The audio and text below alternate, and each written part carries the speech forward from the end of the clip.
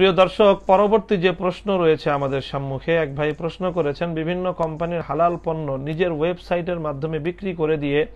প্রতিটি পণ্যে কোম্পানির কাছ থেকে কোম্পানির ভিন্ন ভিন্ন পরিমাণে কমিশনের টাকা যিনি বিক্রি করে দিয়েছেন তার জন্য গ্রহণ করাটা কি হালাল? অর্থাৎ এভাবে নিজের ওয়েবসাইট হোক, অর্থাৎ অনলাইনে হোক অথবা অফলাইনে হোক, অন্য কোনো কোম্পানির পণ্য বাজারজাতকরণে অংশগ্রহণ করা, সেই অংশগ্রহণ করে বাজারজাত করে বিক্রি করে তারপরে কোম্পানির কাছ থেকে নিজে কিছু কমিশন গ্রহণ করা, এটি বৈধ কিনা? হ্যাঁ ভাই, এভাবে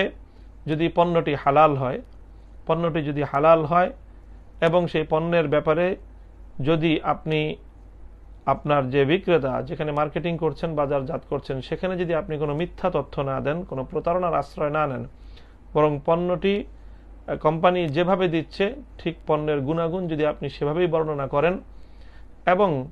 আপনি যদি এভাবে পণ্য ক্রয় করে কোম্পানির পণ্য বাজারজাতকরণে আপনি মধ্যস্থতা করেন, তাহলে সেক্ষেত্রে কোম্পানির প্রতি পণ্যের উপর আপনি কোনো একটি নির্ধারিত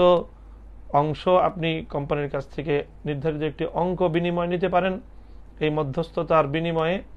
অথবা প্রতিটি পণ্যের আনুপাতিক হারে একটি পার্সেন্টেজ হিসেবেও আপনি সেখান থেকে কোনো বিনিময় গ্রহণ করতে পারেন। এতে শরীয়তের কোনো নিষেধাজ্ঞা নেই, এটি নিজের পরিশ্রমেরই একটি বিনিময়। প্রিয় দর্শক, পরবর্তী